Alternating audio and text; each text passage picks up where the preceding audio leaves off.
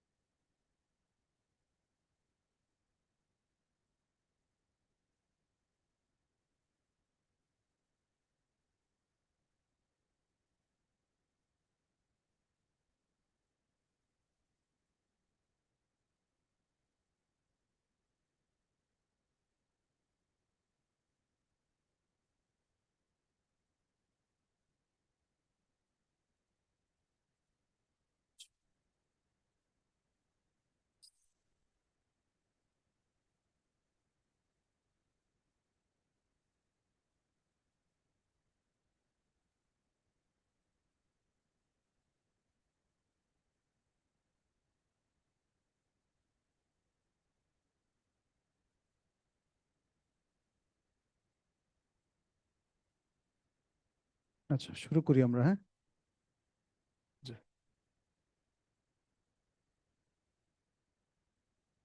একটু আগ থেকে শুরু করি, 54 পৃষ্ঠার সেকেন্ড প্যারা থেকে আমরা শুরু করি।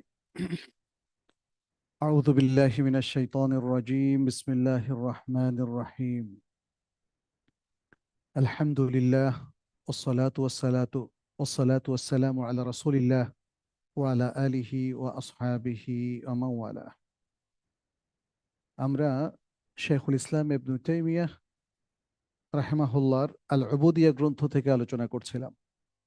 আর যে পরিচ্ছেদ থেকে আমরা আলোচনা করছিলাম সেটা হলো উজুবুল আমরি বিল মারুফ, সৎ কাজের নির্দেশ দেওয়ার অপরিহার্যতা সম্পর্কে, বা সৎ কার্যের নির্দেশ এটা যে ওয়াজিব সে প্রসঙ্গে। এর অনেকগুলো দলিল তিনি উপস্থাপন করেছেন, এবং দলিল উপস্থাপনের পর্যায়ে তিনি বলছেন, ওয়াকাযালিকা কাউলুহু তাআলা ইন্নাল্লাহা ইয়া'মুরু বিল আদলি ওয়াল ইহসান وإيتاء ذي القربى وينهى عن الفحشاء والمنكر والبغي, সূরাতুন নাহল 90 নম্বর আয়াত। এটা বইয়ের 154 নম্বর পৃষ্ঠা। তিনি বলছেন যে অনুরূপভাবে আল্লাহ সুবহানাহু ওয়া তাআলার আরেকটা বাণী রয়েছে। সে বাণীটা হলো, নিশ্চয়ই আল্লাহ নির্দেশ দিচ্ছেন বিল আদলি, আদল করার প্রতি, ন্যায়পরায়ণতার প্রতি, ওয়াল ইহসান, এবং ইহসান এর অনেকগুলো অর্থ আছে। এর মধ্যে প্রধানতম অর্থ হচ্ছে ইহসান মানে হচ্ছে কারোর প্রতি দয়া করা। আবার ইহসান মানে হচ্ছে যথাযথভাবে যে কোনো কাজ সম্পাদন করা। তো আল্লাহ সুবহানাহু ওয়া তাআলা দুটোরই নির্দেশ দিচ্ছেন মানুষের প্রতি, হাল জাযাউল ইহসান ইল্লাল ইহসান, যেমন বলেছেন অন্য আয়াতে। মানুষের প্রতি দয়াদ্র হওয়া, দয়াশীল হওয়া, এবং পাশাপাশি প্রত্যেক কাজ যথাযথভাবে করা। এটা জুলুমের বিপরীত অবস্থান, ইহসান। ওয়া ইতাইযিল কুরবা, এবং নিকটাত্মীয়দেরকে প্রদান করা, নিকটাত্মীয়দেরকে দান করা। ওয়ানহা আনিল ফাহশাই ওয়াল মুনকারি ওয়াল বাগি, এবং নিষেধ করছেন, নিষেধাজ্ঞা আরোপ করছেন অশ্লীলতার ব্যাপারে, অন্যায়ের ব্যাপারে, এবং বাগি মানে জুলুম, জুলুম বিদ্রোহ ইত্যাদির ব্যাপারে। আচ্ছা, এই আয়াতটা আপনারা লক্ষ্য করবেন যে এটা ইমাম যখন জুমার খুতবা দেন অনেক সময় তিনি উল্লেখ করেন। এটা উল্লেখ করাটা শর্ত না, বাট এটার মধ্যে যেহেতু জামে মানের একটা নির্দেশনা আছে, নাসিহা আছে, এই জন্য এই আয়াতটা দিয়ে অনেক খতিব সাহেব তাদের খুতবা শেষ করেন। ইন্নাল্লাহা ইয়া'মুরু বিল আদলি ওয়াল ইহসান ওয়া ইতাইযিল কুরবা ওয়া ইয়ানহা আনিল ফাহশাই ওয়াল মুনকারি ওয়াল বাগি। আচ্ছা, এরপর বলছেন ওয়া ইতা উযাল কুরবা হুয়া মিনাল আদলি ওয়াল ইহসান, নিকটবর্তী আত্মীয় স্বজনকে প্রদান করা, দান করা, এটা আদল এবং ইহসানের অন্তর্ভুক্ত। কামা আন্নাল ফাহশা ওয়াল বাগিয়া মিনাল মুনকার, অনুরূপভাবে অশ্লীলতা, অশ্লীল কথা কাজে লিপ্ত হওয়া এবং জুলুম করা এটা অন্যায়ের শামিল। وكذلك قوله تعالى والذين يمسكون بالكتاب وأقاموا الصلاة, অনুরূপভাবে আল্লাহ সুবহানাহু ওয়া তাআলার আরেকটা বাণী সূরাতুল আরাফের 170 নম্বর আয়াত, আর যারা কিতাবকে দৃঢ়ভাবে আঁকড়ে ধরে এবং সলাতকে কায়েম করে। তিনি বলছেন ওয়া ইকামাতুস সালাতি মিন আ'যামিত তামাসসুকি বিল কিতাব, এবং সলাত কায়েম করা এটা কিতাব দৃঢ়ভাবে ধরার একটা অংশ। এখানে আসলে আরেকটা বিষয়ের তিনি উদাহরণ পেশ করেছেন। আল্লাহ সুবহানাহু ওয়া তাআলা অনেক কিছু কমন ভাবে উল্লেখ করার পরে আবার বিশেষভাবে কিছু উল্লেখ করেন। যেমন আগে উল্লেখ করলেন কি আদল ইহসান, পরে উল্লেখ করলেন বিশেষভাবে ইতা উদাল দিল কুরবা, আত্মীয় স্বজনকে দান করা। এখন আত্মীয় স্বজনকে দান করা তিনি বলেছেন, ব্যাখ্যা করেছেন যে এটা তো আদল ইনসাফেরই একটা অংশ। তারপরে আল্লাহ সুবহানাহু ওয়া তাআলা এখানে উল্লেখ করলেন, একের পর এক তিনি উদাহরণ দিয়ে যাচ্ছেন। ঠিক একইভাবে বলছেন যারা কিতাব আঁকড়ে ধরে এবং সালাত কায়েম করে, তো সালাত কায়েম করা কিতাব আঁকড়ে ধরারই একটা অংশ, কারণ কিতাবের মধ্যেই তো আল্লাহ সুবহানাহু ওয়া তাআলা বলছেন ওয়া আকিমুস সালাহ, সালাত কায়েম করো। ওয়াকাযালিকা কাউলুহু আন আম্বিয়াইহি আলাইহিমুস সালাম, অনুরূপভাবে আল্লাহ সুবহানাহু ওয়া তাআলার আরেকটা বাণী নবী আম্বিয়াদের ব্যাপারে, ইন্নাহুম কানু ইউসারিউনা ফিল খায়রাতি ওয়া ইয়াদউনানা রাগাবান ওয়া রাহাবা, তারা অর্থাৎ নবীরা, নবী আম্বিয়ারা, তারা খায়রাত কল্যাণের কাজে সবেগে ধাবিত হতেন। ওয়াদউনানা, এবং আমাদেরকে, আল্লাহ বলছেন আমাদেরকে মানে আমাকে, আল্লাহ তার নিজেকে কখনো আমরা বলেন, কখনো আমি বলেন। আমাদেরকে তারা আগ্রহের সাথে এবং ভয় ভীতি সহকারে আহ্বান করত। আগ্রহ, আগ্রহ কেন? কারণ আল্লাহ সুবহানাহু ওয়া তাআলাকে তারা ভালোবাসতেন। আল্লাহ সুবহানাহু ওয়া তাআলাকে তারা ভালোবাসতেন, ফলে তার প্রতি আগ্রহ। যাকে আপনি ভালোবাসেন তার প্রতি প্রচন্ড আগ্রহ পোষণ করেন। আর আল্লাহকে তারা ভয়ও করতেন, কারণ আল্লাহ তো শাস্তিদাতা। আল্লাহ পাপ থেকে তওবা না করলে কোনো পাপকে ক্ষমা করেন না, অত ভয়াবহ ব্যাপার। আল্লাহর শাস্তি অত্যন্ত ভয়াবহ, ফলে আল্লাহকে তারা ভয় করতেন।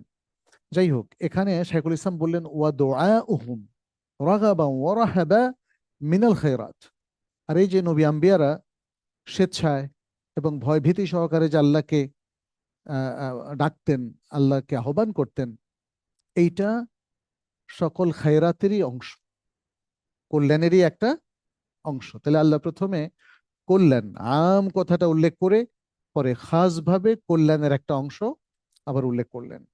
ওয়া আমসালু যালিকা ফিল কুরআনি কাসীর, শেখুল ইসলাম বলছেন যে এই ধরনের উদাহরণ ভুরি ভুরি কোরআনের মধ্যে। এরপর তিনি বলছেন ওয়াহাদাল বাবু ইয়াকুনু তারাতান মা কাউনি আহাদিহিমা বা'দাল আখার ফায়ুতাফু আলাইহি তাখসিসান লাহু বিযিকর।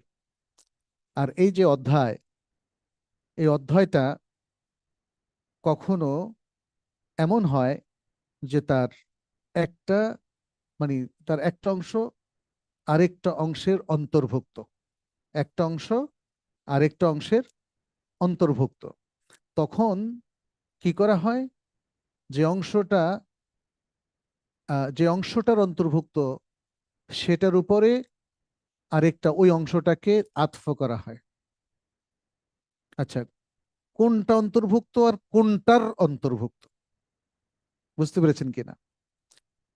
কোনটা অন্তর্ভুক্ত কোনটা, আর এই কোনটা আর অন্য কোন জিনিসটার অন্তর্ভুক্ত, এটা আপনি সহজভাবে একটু বুঝেন। যে জিনিসটা আম ব্যাপক, ওইটার অন্তর্ভুক্ত ছোট্ট একটা জিনিস। যেমন আদল এহসানের আন্ডারে অনেকগুলো কাজ আছে, সদাকা করা, কাফফারা দেওয়া, নামাজ পড়া, সুন্দর কথা বলা, আত্মীয় স্বজনকে দান করা, ইয়েতিমকে শুশ্রূষা দেওয়া, রোগীর শুশ্রূষা দেওয়া। তাহলে এই যে অনেকগুলো জিনিস বললাম না, এগুলো সবই আদল ইনসাফের অন্তর্ভুক্ত। ঠিক তেমনি এখানে দ্বিতীয়বারে বলা হলো খায়রাত। খায়রাত মানে অনেক কল্যাণ কাজ, একজনকে সালাম দেওয়া কল্যাণকর কাজ, খাওয়ানো কল্যাণকর কাজ, দান করা কল্যাণকর কাজ। ঠিক তেমনি আল্লাহকে ডাকা, আল্লাহর কাছে দোয়া করা, হ্যাঁ, এরকম ভালো ভালো সব কাজ, ইবাদত মুআমালাতের মধ্যে ভালো ভালো সব কাজই খায়রাতের অন্তর্ভুক্ত। তাহলে যেটা আম যেমন খায়রাত, সেটার উপরে আতফ করা হয় যেটা খাস সেটাকে। এখানে তিনি সেটা বলেছেন। কোরআনে এরকম অনেক উদাহরণ আছে। তিনি আসলে মূলত এর সিগনিফিকেন্সটা বলতে চাচ্ছেন, কেন আল্লাহ সুবহান তাআলা এভাবে খায়রাতের পরে আবার স্পেশালি খায়রাতেরই কিছু ক্ষুদ্র ক্ষুদ্র অংশকে আবার উল্লেখ করেন, বিশেষভাবে উল্লেখ করেন কেন? তো তিনি বললেন যে এখানে পদ্ধতিটা হলো আম জিনিসটার উপরে খাস জিনিসটাকে আতফ করা হয়। আম জিনিসটার উপরে খাস জিনিসটাকে আতফ করা, তাহলে খাসটা হয়ে যায় আমের অন্তর্ভুক্ত, ব্যাপক যে জিনিসটা সেটার অন্তর্ভুক্ত হয়ে যায় ক্ষুদ্র ক্ষুদ্র ইউনিট গুলো। আচ্ছা, লিকাউনিহি মাতলুবান বিল মা'নাল আম ওয়াল মা'নাল খাস। শেখুল ইসলাম বলছেন এটা উল্লেখ করার কারণটা কি, খুব সংক্ষেপে বলছেন। বলছেন কারণ এটা আম ভাবে যেমন মাতলুব, মাতলুব মানে কি, অর্থাৎ ডিমান্ডেড, এটা শরিয়া আমাদের কাছে ডিমান্ড করে, চায়। যেমন খায়রাত, শরিয়া চায় আমরা যথাসাধ্য সবগুলো কল্যাণ করি। আবার খাস ভাবে এটাও চায় যে আমরা তার কাছে দোয়া করি আগ্রহের সাথে এবং ভয়ভীতি সহকারে। আমরা আদল ইনসাফ করি যতটুকু সম্ভব, পাশাপাশি আমরা ইয়েতিমকে দেখাশোনা করি, আমরা আত্মীয়কে দেই ইত্যাদি, এগুলোও চায়। তাইলে যেটা আম শব্দ বা ব্যাপকভাবে বলা হয়েছে সেটাও শরিয়া চায়, যেটা খাসভাবে বলা হয়েছে সেটাও শরিয়া চায়। অতএব এই যে চাওয়ার একটা সুন্দর উসলুব হচ্ছে, শরিয়ার নির্দেশনার একটা সুন্দর উসলুব হচ্ছে প্রথমে আমগুলো নির্দেশ দেওয়া, পরে খাসগুলোর নির্দেশ দেওয়া। ইসলাম মেনে চলো, এ কথা বলার পরে বলবে যেমন হাফিজু আলা সালাওয়াতি ওয়াস সালাতিল উস্তা। এটা শাইখুল ইসলাম উদাহরণ দেন নাই, আমি দিচ্ছি। হাফিজু আলা সালাওয়াতি, তোমরা সবগুলো সলাত এর হেফাজত করো, অর্থাৎ এগুলো সংরক্ষণ করো, ঠিক মতো আদায় করো, পরিপালন করো। বিশেষ করে মধ্যবর্তী সালাহ, অধিকাংশ ওলামায়ে কেরাম বলেছেন মধ্যবর্তী সালাহ মানে আসসাতুল আসর। তাহলে সালাওয়াত বললে তো মধ্যবর্তী সালাত সব সালাতের অন্তর্ভুক্ত হয় না। তাহলে আল্লাহ সব সালাতগুলোর অন্তর্ভুক্তিও চাচ্ছেন, আমরা আমল করি সেটাও চাচ্ছেন, আর বিশেষভাবে মধ্যবর্তী সালাতটাও যেন আমরা সঠিকভাবে সংরক্ষণ করি, আদায় করি, পরিপালন করি, সেটাও চাচ্ছেন। এক মিনিট।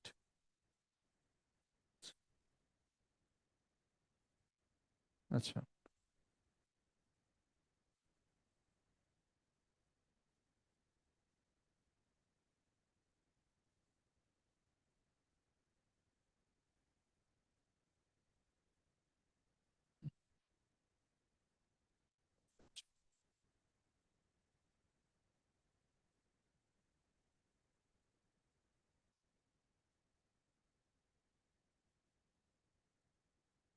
জি। আহ এরপর বলছেন وتارة دلالة الاسم تتنوع بحال الانفراد والاقتران। আরেকটা কারণও আছে, মানে কখনো কখনো যে এই এই যে একটা পদ্ধতি অবলম্বন করা হলো, যে একটা আরেকটার অংশ একটা আরেকটার মধ্যে অন্তর্ভুক্ত থাকার কারণে দুটোই যেহেতু চাহিদাযুক্ত নির্দেশিত, এই জন্য উল্লেখ করা হলো। আরেকটা হলো তারাতান দেলালাতুল ইসমে, ইসমের যে অর্থ, দেলালাত, ইসমের যে মিনিং, এটা কখনো কখনো বিভিন্ন রকম হয়, তাতানাওয়াউ মানে বিভিন্ন রকম হয়, বেহালিল ইনফিরাদি ওয়াল ইকতিরান।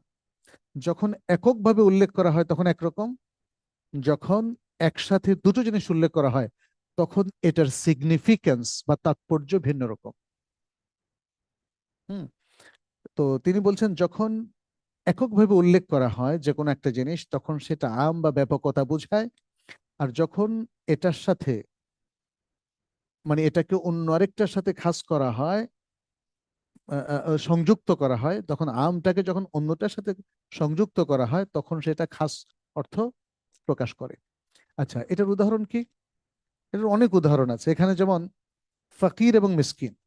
ফকির এবং মিসকিন, ফকির বললে আসলে মিসকিন টাইপের সবাইকে বোঝায়, আর মিসকিন বললে ফকির টাইপের সবাইকে বোঝায়। তার মানে হচ্ছে যখন এককভাবে আমরা ফকির উল্লেখ করলাম তখন যত দরিদ্র ব্যক্তি আছে সবাইকে বোঝাবে, যখন মিসকিন বললাম তখনও যত দরিদ্র ব্যক্তি আছে সবাইকে বোঝাবে। আর যখন ফকির এবং মিসকিন একসাথে হবে তখন কিন্তু দুটা খাস হয়ে যাবে। ফকির বুঝাবে যারা মিসকিন না, মিসকিন বুঝাবে যারা ফকির না। এখন সূক্ষ্ম ব্যাপার, আরবি না পড়লে এগুলোর মজা বোঝা যায় কম একটু। আপনাদের অনেকের কাছে দুর্বোধ্য মনে হতে পারে, কিন্তু আমার কাছে মনে হয় আমি চেষ্টা করছি সহজভাবে বলার জন্য। আপনি দেখবেন আরেকটা শব্দ আছে ইমান এবং ইসলাম। যদি বলি আপনার ইমান আছে, তার মানে আপনার ইমান ইসলাম দুটো আছে কিনা। একটা শব্দ উল্লেখ করলে এটা আমভাবে ইমান ইসলাম দুটোকেই শামিল করে। আর যদি বলি আপনি ইসলামের তাবেদার কিনা, ইসলামের অনুসরণকারী কিনা, তাহলে ইমান ইসলাম দুটোকেই বুঝাবে। এমন না যে আপনি কি বাহ্যিক আমলগুলো রাখেন আর ইমানটাকে বাদ রাখছেন, আমি এ প্রশ্ন কিন্তু করছি না। তাহলে ইমান বললে ইমান ইসলাম দুটোই বুঝাবে, ইসলাম বললে ইমান ইসলাম দুটোই বুঝাবে যদি এককভাবে বলা হয়। আর যদি ইমানের সাথে আলাদা করে ইসলাম উল্লেখ করা হয় তাহলে ইমান দ্বারা স্পেশাল কিছু বোঝানো হবে, আবার ইসলাম দ্বারা অন্য স্পেশাল কিছু বোঝানো হবে। এর দলিল হচ্ছে কোরআনের আয়াত। এটাও শাইখুল ইসলাম মানেন নাই, আমি জাস্ট আপনাদের উদাহরণ বুঝার জন্য উদাহরণটা দিচ্ছি। وقالت الأعراب آمنا قل لم تؤمنوا ولكن قولوا أسلمنا ولما يدخل الإيمان في قلوبهم। আল্লাহ সুবহানাহু ওয়া তাআলা কোরআনে বললেন যে গ্রামবাসীরা অর্থাৎ বেদুইনরা তারা বলে যে আমরা ঈমান এনেছি, এ আল্লাহ রাসূল আমরা ঈমান এনেছি। আল্লাহ বললেন তুমি বলে দাও লাম তুমিনু, তোমরা ঈমান আনো নাই, বরং তোমরা বলো ওয়ালাকিন কুলু আসলামনা, আমরা আত্মসমর্পণ করেছি, আমরা আনুগত্য করেছি, বাহ্যিক আনুগত্য করেছি। অর্থাৎ বাহ্যিক আমলগুলো আপনাদের মতো মসজিদে যাই, নামাজ পড়ি, আল্লাহু আকবার বলি, জাজাক আল্লাহ খের বলি, বারাক আল্লাহ ফিক বলি, মানে বাহ্যিক আনুগত্যের কাজগুলো আমরা অনুসরণ করছি, এটা বলো। এটা বললো না যে আমরা ঈমান এনেছি, কারণ ঈমান তাদের অন্তরে প্রবেশ করেনি। আসলে ঈমান কার অন্তরে আছে না এটা কে জানেন? আমরা কিন্তু জানি না। আল্লাহ তার নবীকে বলে দিয়েছেন, কারণ এটা আল্লাহর ওহী মারফতে এসেছে। আমরা কিন্তু একজন লোককে যত খারাপ কাজই করুক তাকে বেঈমান কি বলতে পারি? বলতে পারি না। কিন্তু আমাদের দেশে কথায় কথায় কিন্তু বেঈমান বলে। তাই না? একটু উল্টা উল্টা দেখলেই বলে যে আপনি বেঈমান, হ্যাঁ, বেঈমানি করছেন আমার সাথে। বেঈমান কথাটা অনেক ভয়ঙ্কর। কার অন্তরে ঈমান আছে আর নাই এটা কিন্তু আমরা বলতে পারবো। আমি বলবো যে আপনি আমার সাথে অন্যায় করেছেন, তাই না? কথায় আমাদের অনেক সাবধান হতে হবে। কথায় যেন আমরা বেসামাল না হই, অসতর্ক না হই, এবং যেন যেন আমরা মানে আল্লাহর অধিকারের উপর হস্তক্ষেপ না করি। ব্যাস, তার নিয়ত নষ্ট, এটা আপনি অধিকারের উপর হস্তক্ষেপ করলেন, কারণ নিয়ত আল্লাহ ছাড়া কেউ জানে না। তো নিয়তের উপর হস্তক্ষেপ করবেন না। আপনি বাহ্যিকভাবে তার সকল অনাচার উল্লেখ করেন, অসুবিধা নাই। বরং বাহ্যিক অনাচার উল্লেখ করলে এই যে তার নিয়ত খারাপ, এটার থেকে আর সেটা আরো ভয়াবহ হতে পারে, তাই না? একজন লোক যখন দুর্নীতিতে আকণ্ঠ নিমজ্জিত হয়, যখন ওয়াদা ভঙ্গ করে, যখন অন্যায় করে, জুলুম করে, খুন করে, তাই না? ভয়াবহ না এগুলো? তো এগুলো প্রকাশ করেন, কিন্তু মানুষের নিয়তের উপরে আঘাত করা যাবে না। নিয়তের ব্যাপারটা আল্লাহ জানেন। যাই হোক, এখানে আমরা ইমান এবং ইসলামের মধ্যে পার্থক্যটা বুঝলাম। যদি কেউ বলে আমি মোমেন, তার মানে সে মোমেন এবং মুসলিম। যদি কেউ বলে আমি মুসলিম, তার মানে সে মোমেন এবং মুসলিম।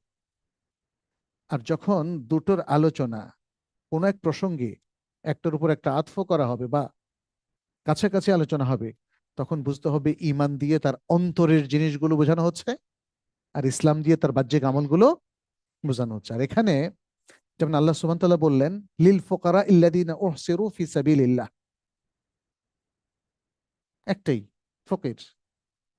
এখন যখন বলা হলো, শাইখুল ইসলাম এখানে বললেন কা ইসমিল ফাকিরি ওয়াল মিসকিনি লাম্মা উফরিদা আহাদুহুমা ফি মিথলি কাউলিহি তাআলা লিল ফুকারা ইল্লাযীনা উহসিরু ফি সাবিলিল্লাহ, যে যারা ফকির, যাদেরকে আল্লাহর রাস্তায় বন্দী করা হয়েছে, আবদ্ধ করা হয়েছে, এখানে আল্লাহ কিন্তু সাথে মিসকিন উল্লেখ করেন নাই, কি উল্লেখ করেছেন?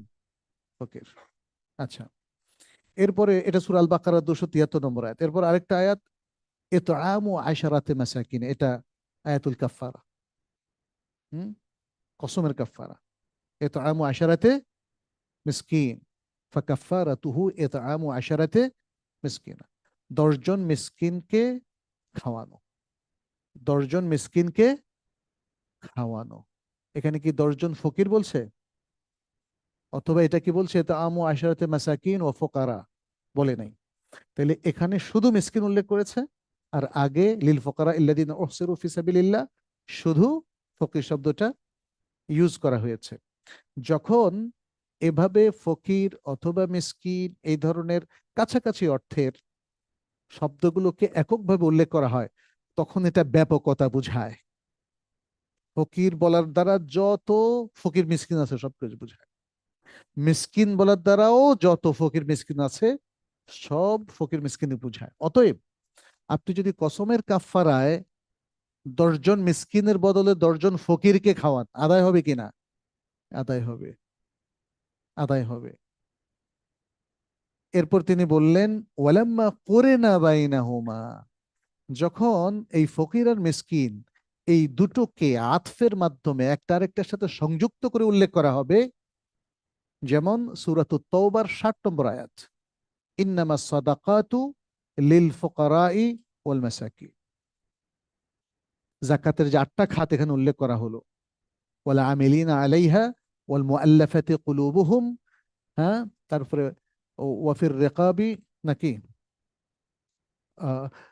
ওয়াল গারিমিনা ওয়াফির রিকাবি ওয়াফি সাবিলিল্লাহি ওয়াবিনিস সাবিল, 8টা খাত।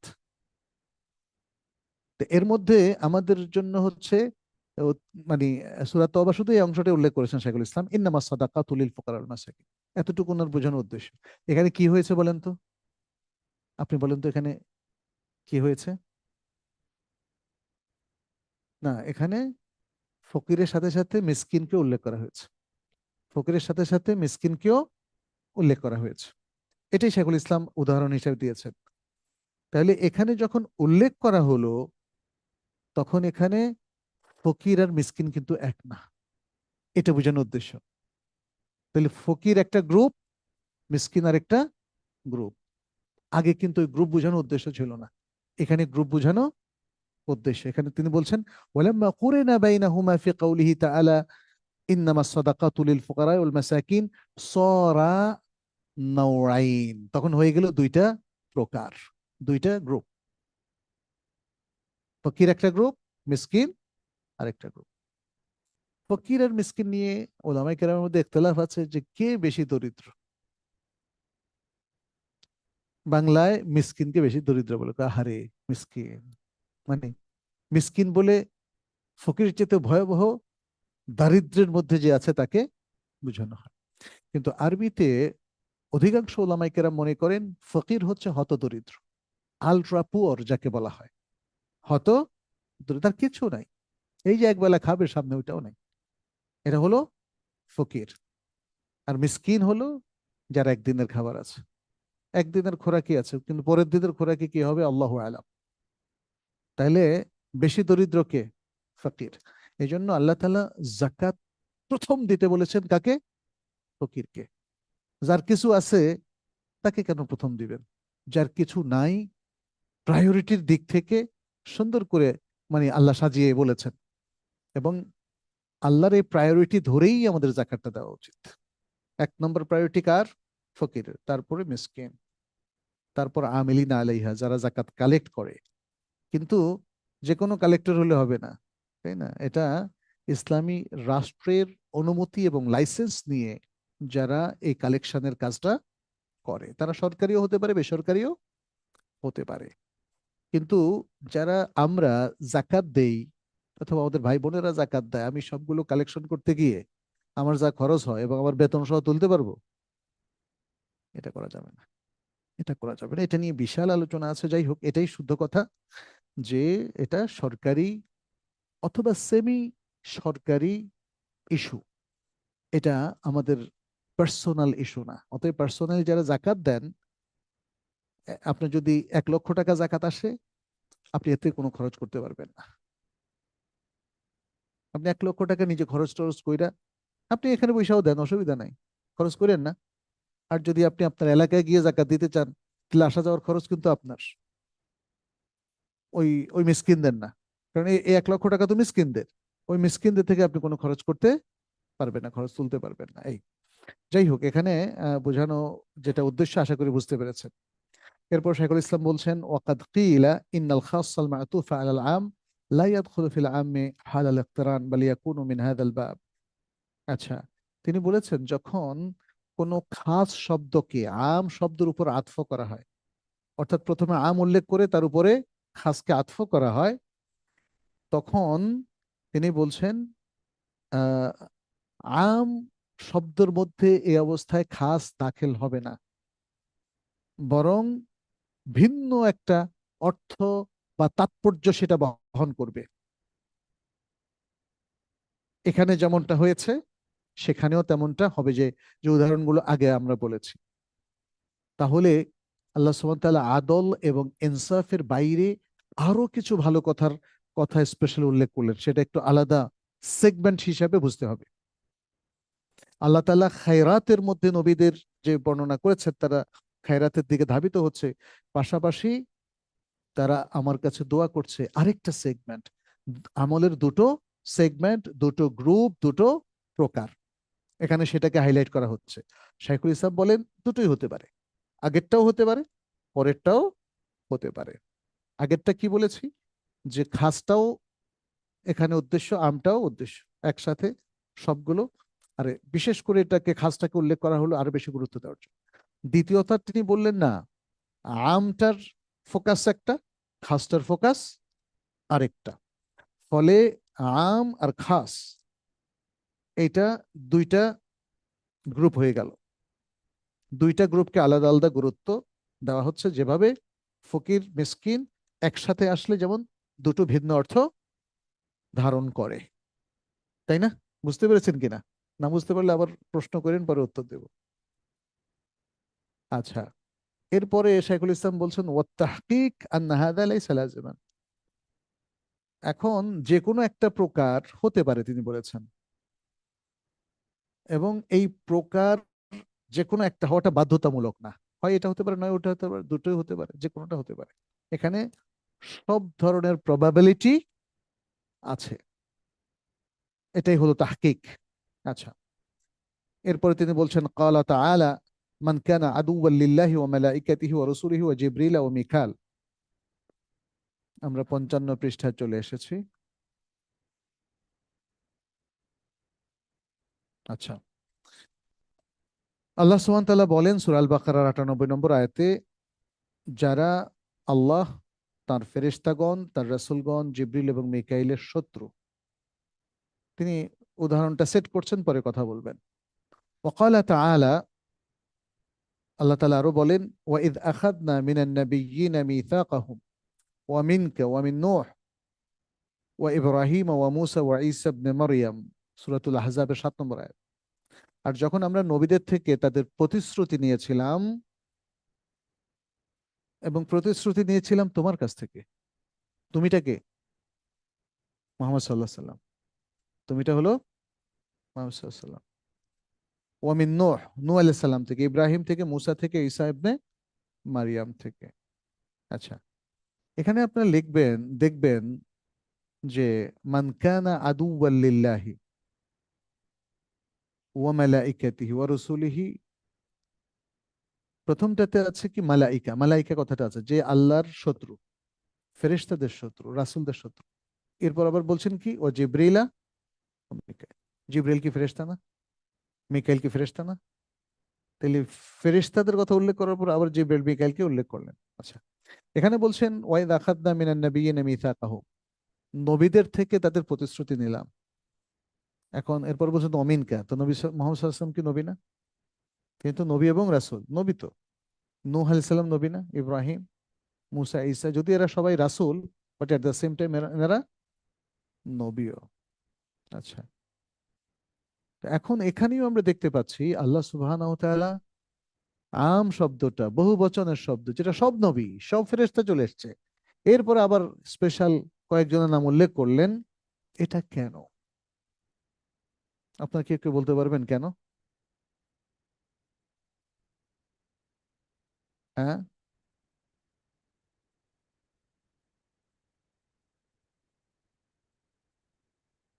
শাইখুল ইসলাম এখানে বলছেন অনেকগুলো কারণ আছে। আমরা দেখি অনেক, আপনি যেটা বলছেন এটা হতে পারে, বাট এখানে উনি অনেকগুলো কারণ উল্লেখ করেছেন। দেখি কি বলেছেন। বলেছেন তারাতান লিকাউনিহি লাহু খাসিয়াতুন লাইসাত লিসাইরি আফরাদিল আরব। কখনো কখনো এটা উল্লেখ করা হয় যাদের নাম, যেমন মালাইকার পরে যে দুজনের নাম জিবরিল ও মিকাইল স্পেশালি উল্লেখ করা হলো, এই দুইজনের এমন কিছু খাসিয়ত এবং বৈশিষ্ট্য আছে যেটা অন্য ফেরেশতাদের নাই। তারপরে এখানে মোহাম্মদ সাল্লাহ সাল্লাম, নূহ আলাইহিস সালাম, ইব্রাহিম, মুসা, ঈসা, কয়জন বলুন তো এখানে? কয়জন বললাম? 5 জন। 5 জন, ঠিক। এই 5 জনকে উল্লেখ করা হয়েছে নবীদের কথা উল্লেখ করার পরেও, কারণ এই 5 জন হচ্ছে উলুল আজমে মিনার রসুল।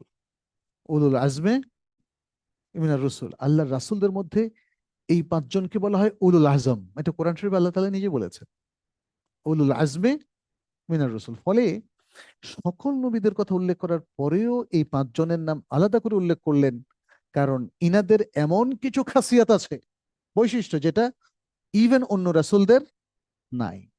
কারণ আল্লাহ সুবহানাহু ওয়া তাআলা রাসূলদের মধ্যে কিন্তু স্তর করেছেন, স্তর বিন্যাস করেছেন না? তিলকার রুসুলু ফাদ্দালনা বা'দাহুম আলা বা'দ। সেই রাসূলদেরকে আমি কয়েকজনকে অন্য কয়েকজনের উপরে শ্রেষ্ঠত্ব দিয়েছি। সবার ফজিলত কিন্তু বা মর্যাদা একরকম নয়, সব ফেরেশতার মর্যাদা একরকম নয়। জিবরিল মিকাইল ইনাদের মর্যাদা অনেক বেশি, সেটা আপনি বলেছেন। তাহলে এটা একটা কারণ। আচ্ছা, আরো কারণ আছে। ওয়াতারাতান লিকাউনিল আম্মি ফিহি ইতলাকুন قد لا يفهم منه العموم كما في قوله تعالى হুদাল লিল মুত্তাকিন। কখনো কখনো হতে পারে যে আম শব্দটা, এর মধ্যে একটা ইতলাক মানে ওপেননেস আছে, যে যে কিছু, যে কেউ হতে পারে, এরকম একটা অ্যাপ্রোচ আছে আমের মধ্যে। এই অ্যাপ্রোচটা আছে, যে কোনোটা হতে পারে, কোনো ভেদাভেদ নাই। ফলে যে কোনোটা হতে পারার কারণে ফোকাসটা তখন আর আম ব্যাপকতার দিকে থাকে না, ফোকাসটা হয়ে যায় তখন এতলাকের দিকে। এটাকে আরবিতে বলা হয় মতলাক। যে এটা একটা, যেমন আমি বলি আপনারা যে কেউ আসতে পারেন, কয়জন আসবেন বলেন তো?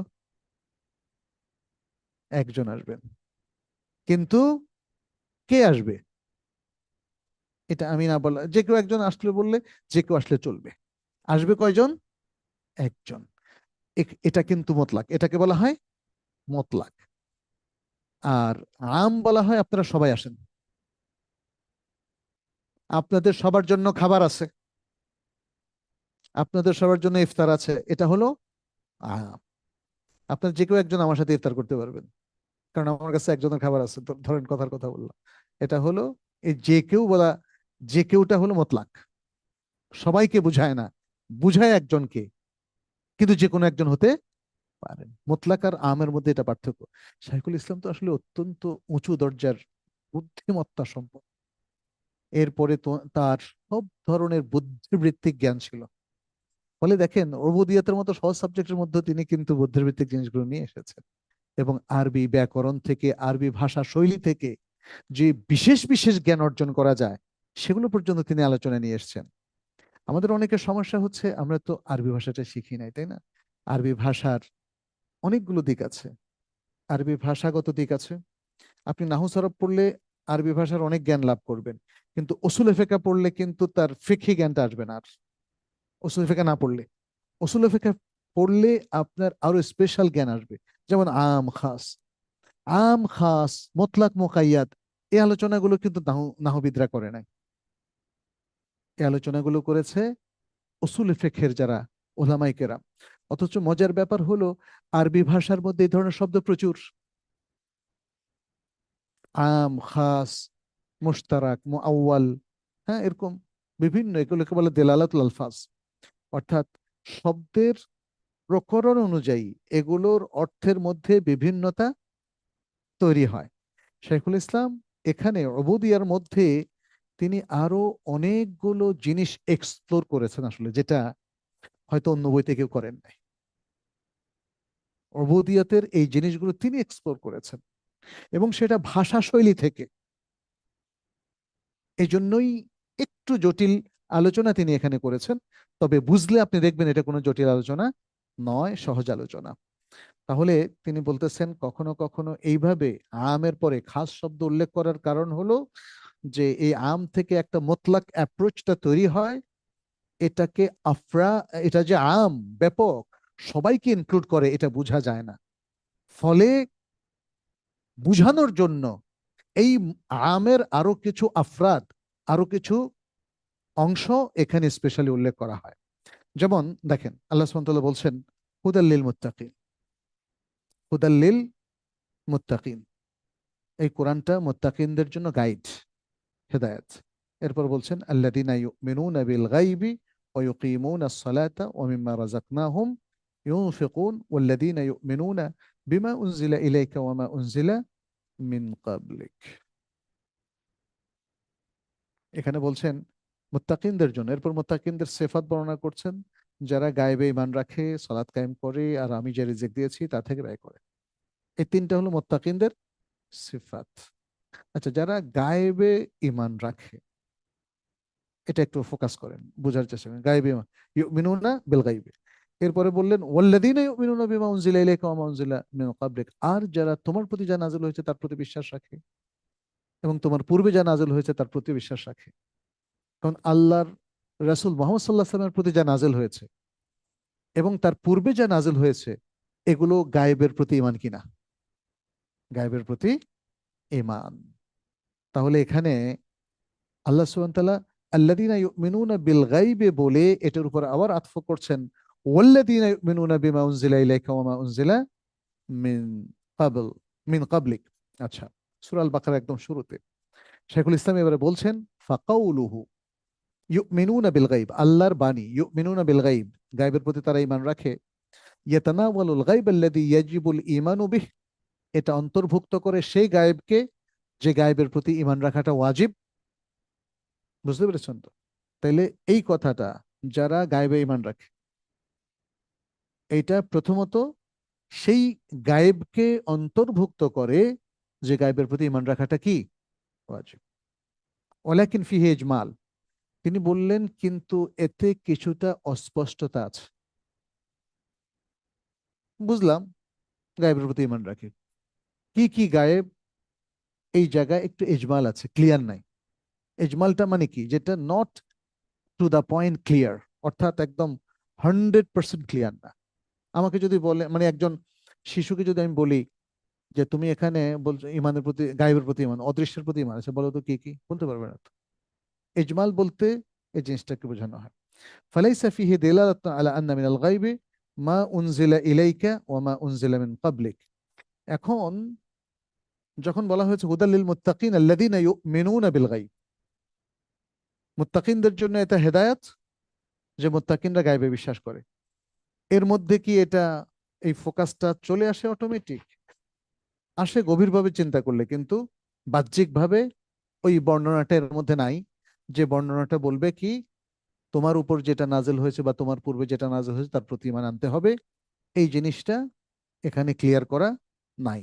এটা শাইখুল ইসলাম বলতে চাচ্ছেন। ফলে আল্লাহ সুবহানাহু ওয়া তাআলা ওয়াল্লাযীনা ইউমিনুনা বিমা উনজিলা ইলাইকা ওয়া মা উনজিলা মিন ক্বাবলিক বলে এই গায়েবের মধ্যে আছে কি নাই অনেকে বুঝে আসতে নাও পারে, সেই কারণে তিনি আলাদা করে দিলেন যে কোরআনের প্রতি এবং কোরআনের আগে যে কিতাবগুলো নাযিল হয়েছে তার প্রতি ঈমান আনতে হবে। মুত্তাকিনদের এটা একটা বৈশিষ্ট্য। ওয়াকাদ ইয়াকুনুল মাকসুদু আন্নাহুম ইউমিনুনা বিল মুখবারি বিহি ওয়া হুয়াল গায়ব, কখনো কখনো এটাও উদ্দেশ্য হতে পারে যে তারা গায়েবের প্রতি ঈমান রাখবে, এতটুকুই। ওয়াবিল ইখবার বিল গায়ব, এবং তারা ঈমান রাখবে গায়েবের প্রতি সংবাদ দেওয়ার প্রতিও। সেটা কি? সেটা হলো মা উনজিলা ইলাইকা ওয়া মা উনজিলা মিন ক্বাবলিক।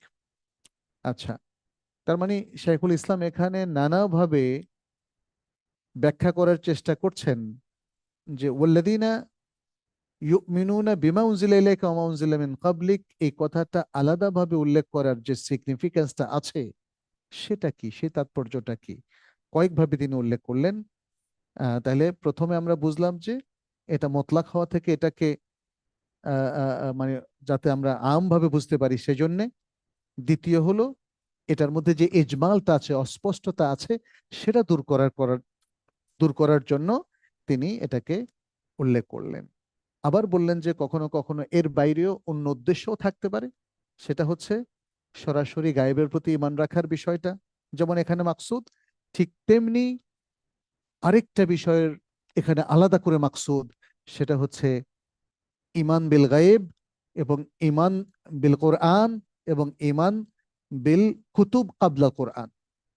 ঈমান বিল গায়েব এদের বৈশিষ্ট্য, তারপরে এদের আরেকটা বৈশিষ্ট্য যে কোরআনের প্রতি ঈমান রাখে, আরেকটা বৈশিষ্ট্য হচ্ছে পূর্ববর্তী কিতাবগুলোর উপরেও ঈমান রাখে, এটা বোঝানো। ওমিন হাদাল বাব কাউলুহু তাআলা, আর এই অধ্যায়ের আরেকটা অংশ হলো কি আল্লাহ সুবহানাহু ওয়া তাআলা আরেকটা বাণী, উতলু মা উহিয়া ইলাইকা মিনাল কিতাবি ওয়া আকিমিস সালাহ, তোমার কাছে কিতাবের যা কিছু ওহী করা হয়েছে, প্রত্যাদেশ করা হয়েছে, তুমি সেটা তেলাওয়াত করো এবং সালাত কায়েম করো। এখন কিতাবের মধ্যে যেটা তেলাওয়াত করো এর মধ্যে সালাত কায়েম করা আছে না? আছে।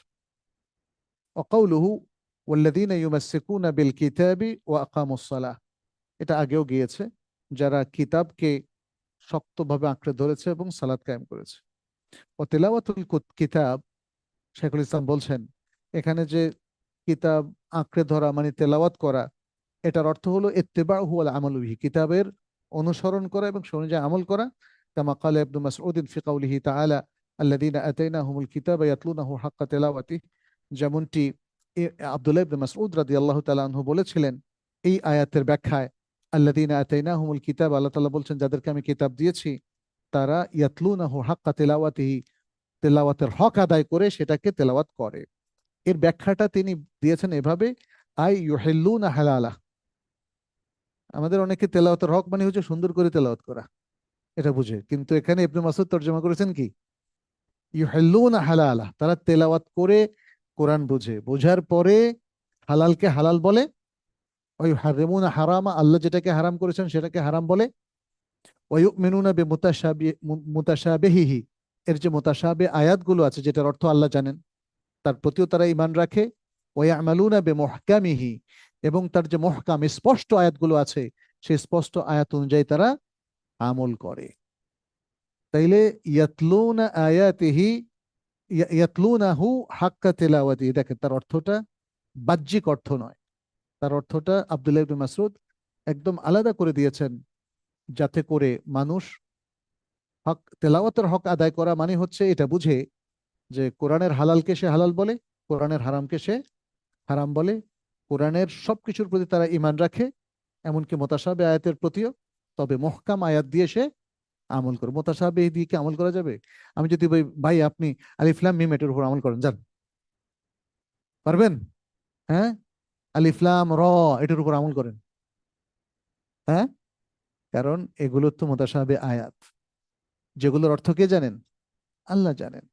এগুলোর ব্যাখ্যা নবী সাল্লাল্লাহু আলাইহি ওয়াসাল্লাম করে দেন নাই। কিন্তু অনেকে মুহকাম আয়াতকে মুতাশাবিহ বলে চালিয়ে দেয়, বুঝছেন? যেমন আল্লাহ আরশের উপর উঠেছেন, এই আয়াতটা মুহকাম না মুতাশাবিহ? এটা মুহকাম। মুহকাম, কারণ আল্লাহ আরশের উপর আছেন, এটা তো আমাদের আকীদা হতেই হবে, কারণ এখানে তো আল্লাহ সেই সংবাদটাই দিয়েছেন, তো মাস্তাওয়া আলাল আরশ। অতএব এটা বুঝি না, এই কথা আলিফ লাম রা বুঝেন না, এটা ঠিক আছে, কিন্তু আপনি ইয়াদুল্লাহি ফাওকা আইদিহিম, তাদের হাত আল্লাহর হাতের উপর আছে, এটা বুঝেন না, এই কথাটা বলা যাবে না। আপনি কাইফটা জানেন না, আপনি বলবেন যে আমি কাইফটা জানি না, অর্থটা বুঝেন না, অর্থ তো বুঝেন। সুবহানাল্লাহ। আমাদের অনেক মানুষ আসলে কেয়ারফুলি এগুলো না পড়ার কারণে জিনিসগুলোতে তালগোল পাকিয়ে ফেলেন। বলেন যে আল্লাহর হাত, এটা হলো মুতাশাবিহ, কারণ আল্লাহর হাত কেমন এটা তো আমি জানি না, ফলে এটা হলো কি? মুতাশাবিহ। কিন্তু আসলে এটা মুতাশাবিহ নয়, এটা কি? মুহকাম। কারণ আপনি যেটা জানেন না সেটা হচ্ছে কাইফ। আপনি তো আল্লাহকেও জানেন না, এখন বলবেন যে আল্লাহ শব্দটাও মুতাশাবিহ? আল্লাহকে দেখছেন? দেখেন নাই। আল্লাহ দেখতে কেমন? আল্লাহকে কি দেখা যাবে? বলেন তো। আখেরাত। তা আল্লাহকে দেখা যাবে, কোন চোখ দিয়ে দেখবেন? অন্তর্চক্ষু না এই চক্ষু? এই চক্ষু দিবেন আল্লাহ তাআলা জান্নাতে? তাহলে আপনি অন্তর্চক্ষু বললেন কেন? যারা আসল চক্ষু অবিশ্বাস করে তারা বলে অন্তর্চক্ষু, যারা আল্লাহর আসল হাত অস্বীকার করে তারা বলে কুদরতি হাত। তো বুঝতে হবে কিন্তু, কারণ আপনি আল্লাহর আসল হাত নাই, এই জন্য আপনি বলতেছেন কুদরতি হাত। হ্যাঁ, আল্লাহ যেটা সাব্যস্ত করেছেন সবই আল্লাহর আছে, আল্লাহ তার হাত সাব্যস্ত করেছেন না? মানে এরকম আরো আল্লাহ তার এগুলোকে বলে সিফাতে দাতিয়া, এগুলো আল্লাহ সাব্যস্ত করেছেন, যেগুলোর অর্থ আমরা বুঝি কিনা? বুঝি। কিন্তু আমাদের যেটা অজানা, কাইফ অজানা। যেমন যদি আপনাকে বলা হয়, ভাই দেখলাম যে এখন বিদেশে একটা অদ্ভুত রকমের এসি, এগুলোর মতন আপনার আমাদের বাংলাদেশে যত এসি আছে এগুলোর সাথে মিল নেই। এখন আপনি কি বলবেন যে এসি, এটা তো বুঝলাম না, এটা মুতাশাবিহ, এটা বলবেন? এয়ার কন্ডিশনার, কি অর্থ বুঝতে অসুবিধা হয়? মানে নতুন এয়ার কন্ডিশনটা দেখতে কেমন আর কিভাবে কাজ করে ওটা না জানা থাকার কারণে আপনি কি বলবেন যে শব্দটা দুর্বোধ, দুর্বোধ্য? এয়ার কন্ডিশনার শব্দ দুর্বোধ্য হবে কেন? এটা দুনিয়ার সবাই জানে। ঠিক তেমনি আল্লাহর সিফাতে দাতিয়ার কাইফিয়ত অজানা থাকার কারণে এই সিফাত গুলোকে মুতাশাহবে বলে তার হাকিকত অস্বীকার করা যাবে না। বুঝতে পেরেছেন? তাহলে আল্লাহর জন্য আমরা সেটাই সাব্যস্ত করবো, আল্লাহ নিজে তার জন্য যেটা সাব্যস্ত করেছেন এবং তার রাসূল সাল্লাল্লাহু আলাইহি সাল্লাম যেটা সাব্যস্ত করেছেন। যদিও কাইফ মাঝহুল থাকে, তাতে কোনো সমস্যা নাই। কিয়ামতের দিন আল্লাহ কিভাবে আসবেন, ওয়াজা রব্বুকা ওয়াল মালাকু সাফফান সাফফা, আছে না? তাহলে আসবেন কি করে বুঝতে না পারলে এটাকে মুতাশাবিহ বলে দিব? বুঝতে না পারাটা তো দুটো কারণে, আমার হয় আমার বুঝের কমতি আছে, অথবা আল্লাহ এবং তার রাসূলের পক্ষ থেকে এর ব্যাখ্যা আসে নাই। আচ্ছা, যাই হোক, এখানে তাহলে আমরা ইবনে মাসউদ রাদিয়াল্লাহু তাআলা আনহুর ব্যাখ্যাটা পেলাম। এরপর শাইখুল ইসলাম বলছেন ফাত্তিবাউল কিতাব। এখন কিতাবের যে ইত্তেবা, আল্লাহ তাআলা এখানে যেটা উল্লেখ করলেন, আল্লাযীনা আতাইনাহুমুল কিতাবা ইয়াতলুনাহু হাক্কা তিলাওয়াতি, অথবা আল্লাযীনা ইউমাসসিকুনাল কিতাবা ওয়া আকামুস সালাহ। কিতাবের ইত্তেবারের মধ্যে সালাতের পাবন্দি আছে না? সালাত পড়ার ব্যাপারটা আছে না? আদা উস সালাহ বা ইকামাতুস সালাহ আছে। তাহলে কেন আল্লাহ তাআলা উল্লেখ করলেন? শাইখুল ইসলাম বলছেন ওয়ালাকিন খাসসাহা বিদ্দিকরি লিমাজিয়াতিহা। কিতাব ভালো করে আঁকড়ে ধরবে, এর মধ্যে একটা স্পেশাল পজিশন হোল্ড করে আছে সালাত। ফলে আল্লাহ তাআলা কিতাব আঁকড়ে ধরার পাশাপাশি কিতাবের সব আমল ইত্তেবা করার পাশাপাশি ইকামুস সালাহকে আলাদা করে উল্লেখ করলেন লিমাজিয়াতিহা, তার বিশেষ মর্যাদা এবং গুরুত্বের কারণে। আচ্ছা, ওয়াকাযালিকা কাউলুহু লিমূসা, অনুরূপভাবে আল্লাহ সুবহানাহু ওয়া তাআলার আরেকটা কথা মুসা আলাইহিস সালামের উদ্দেশ্যে, ইন্নানি আনা আল্লাহু লা ইলাহা ইল্লা আনা ফা'বুদনি ওয়া আকিমিস সালাতা লিযিকরি ওয়া আকিমিস সালাতা লিযিকরি। বলছেন নিশ্চয় আমি আল্লাহ, আমি ছাড়া সত্যিকার আর কোন ইলাহ নেই, অতএব আমারই ইবাদত করো এবং আমাকে স্মরণ করার জন্য সালাত কায়েম করো। দেখেন আল্লাহ বলছে আল্লাহর ইবাদত করো, ইবাদতের মধ্যে সালাত আছে না? তারপরে আবার স্পেশালি সালাতের কথা উল্লেখ করলেন, কারণ এটার বিশেষ মর্যাদা এবং গুরুত্ব রয়েছে, যেটা আমাদের দেশের মানুষ বুঝতে অক্ষম। অনেক মানুষকে বলছি ভাই সালাত পড়েন না কেন, বলছে এটা তো ব্যক্তিগত ব্যাপার ভাই। মানে পড়লে পড়লাম, না পড়লে নাই। আমি বাথরুমে যাওয়াটা আমার যেমন ব্যক্তিগত ব্যাপার, সালাত পড়াটা ব্যক্তিগত ব্যাপার। আসলে কি তাই বলেন তো? ইয়া সালাম। তাহলে আমাদের দেশের এডুকেশনটা ইজ নট প্রপার এডুকেশন। আপনারা ইচ্ছে করলে এই সামাজিক সার্ভেগুলো আমাদের করা উচিত। বিভিন্ন স্কুলের উপর একটু সার্ভে করেন। আমাদের দেশ, আমার সার্ভে করতে হবে আমার দেশ কোন দিকে যাচ্ছে, জেনারেশন কোন দিকে যাচ্ছে, তাদেরকে আবার সঠিক দিকে আনা, এটা আমাদের কর্তব্যের মধ্যে পড়ে না? তাহলে একটা স্কুলে 500 ছেলে যদি পড়ে, ওদের মধ্যে কয়জন অ্যাডাল্ট যারা, ওরা নামাজ পড়ে কিনা, কেন পড়ে না, এটা কিন্তু দেখতে হবে।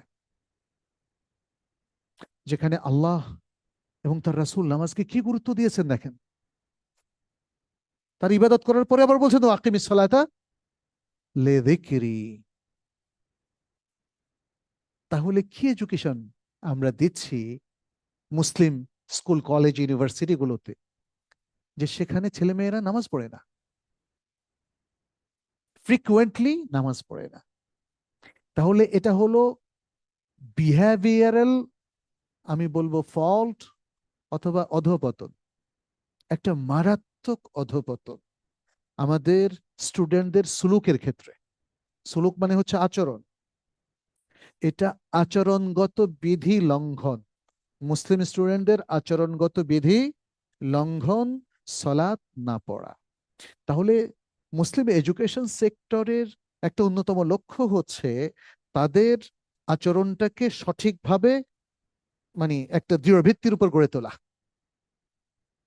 তাহলে স্টুডেন্টরা যদি সালাম ভুলে যায়, স্টুডেন্টরা যদি সালাত না পড়ে, স্টুডেন্টরা যদি ফ্রিকুয়েন্টলি রমাদানের হরমত ধ্বংস করে, রমাদানের দিনের বেলায় আহার করে, পানাহার করে, তাহলে এটা হলো মুসলিম স্টুডেন্টদের মারাত্মক আচরণ বিধি লঙ্ঘন, যেটা আমাদের সার্বিক এডুকেশনের যে মূল লক্ষ্য সেটাকে ব্যাহত করে, পরিপূর্ণভাবে ব্যাহত করে। আমাদের মুসলিম এডুকেশনের মূল লক্ষ্যই হচ্ছে আমাদের স্টুডেন্টরা কোরআন শিখবে, কোরআন জানবে, কোরআন বুঝবে, কোরআনের ইত্তেবা করবে, রাসূল সাল্লাল্লাহু আলাইহি ওয়াসাল্লামের বায়োগ্রাফি জানবে, রাসূল সাল্লাল্লাহু আলাইহি ওয়াসাল্লামের সুন্নাহর ইত্তেবা করবে, এবং তারা আল্লাহর ইবাদত করবে, এবং যে ফরজ ওয়াজিবগুলো আছে সেই সীমারেখা তারা মেনটেন করবে, হারাম থেকে নিজেদেরকে বিরত রাখবে। এটা মুসলিম এডুকেশনের মেইন পার্ট। গোল এবং মিশন, ভিশন যাই বলেন না কেন, এগুলো হলো মেইন। যদি কোনো শিক্ষা থেকে এই মিশন ভিশন গুলো অর্জিত না হয়, তাহলে মুসলিমদেরকে এই কনক্লুশনে আসতে হবে যে তাদের এই শিক্ষাটা পরিপূর্ণভাবে ব্যর্থ। কিন্তু মজার ব্যাপার কি জানেন, বাংলাদেশে আমি অথবা আপনি, আমরা কেউই কিন্তু এই কনক্লুশনে আসি নাই। এসেছি শামীম ভাই? আসি নাই। বরং আমরা আত্মতুষ্টিতে ভুগতেছি, অথবা আত্মতুষ্টি যদি নাও থাকে, আমরা বলতে ঠিক আছে চলুক, যেমন শিক্ষা আছে চলুক। এখন তো এই শিক্ষার সাথে সমকামিতার অধিকার প্রতিষ্ঠিত হচ্ছে, এবং জেনার অধিকার প্রতিষ্ঠিত হচ্ছে, জরায়ুর স্বাধীনতার অধিকার প্রতিষ্ঠিত হচ্ছে। এরপরে আরো ব্যক্তিগত অধিকারের নামে আমাদের কালেকটিভ এবং সোশ্যাল যত ভ্যালুজ আছে এগুলো সব ধ্বংস করে দেওয়া হবে।